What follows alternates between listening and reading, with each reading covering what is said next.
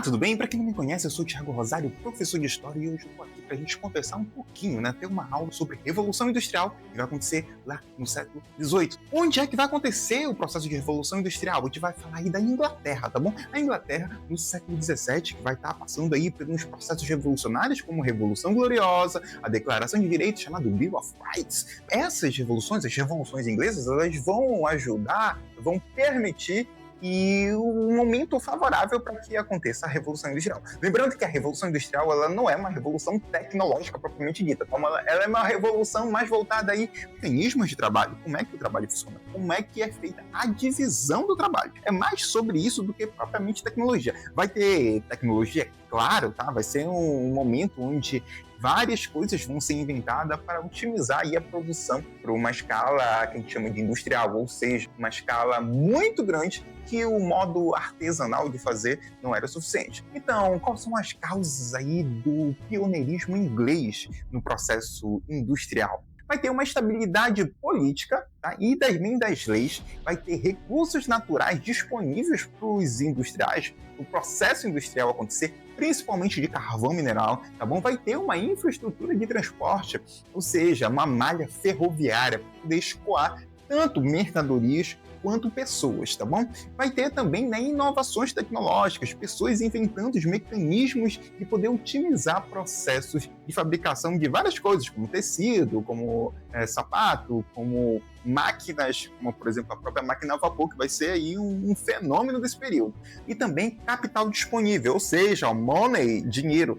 A burguesia comercial vai ter como investir em novas técnicas, novas formas de produzir riqueza, de produzir produtos que possam ser vendidos em um comércio. Além disso, vai ter mão de obra barata, cidades lotadas que vão servir para os industriais, para os capitalistas, quem possui o capital, poder contratar pessoas, mão de obra barata, a salários baixíssimos, a longa jornada de trabalho para fazer produtos que poderiam ser vendidos no mundo todo, O mundo todo que a gente está falando aí, principalmente Europa, mas América, África e Ásia, ela começa também a entrar na jogada.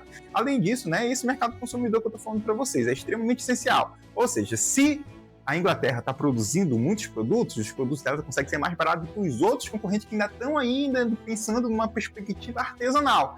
Então, por exemplo, a França produzindo um sapato em uma oficina, enquanto nesse mesmo tempo que se produz um sapato, a Inglaterra estava produzindo 2, 3. Então ela conseguia ter um preço competitivo muito melhor do que outros países, como por exemplo a França, do exemplo que eu dei. Então ela conseguia vender para outros mercados de uma forma muito mais barata e muito mais atrativa para quem está comprando.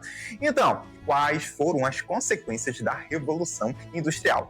Predominância inglesa. O país, a Inglaterra, ela vai se tornar uma potência mundial. Vai ter transformações sociais e econômicas, o surgimento de uma coisa chamada proletariado industrial, ou seja, pessoas que trabalham, que não detêm o meio de produção, não detêm o poder do capital para investir em produção, mas tem o quê? A sua força de trabalho. Vai ter também o crescimento urbano, a migração em massa e do campo para as cidades, tá? A expansão comercial internacional, causado principalmente pelas inovações nos transportes, como os navios a vapor, como também as locomotivas, que vai fazer com que esse transporte seja mais rápido na Europa mesmo e também nos oceanos, para a América, para a Ásia e para a África.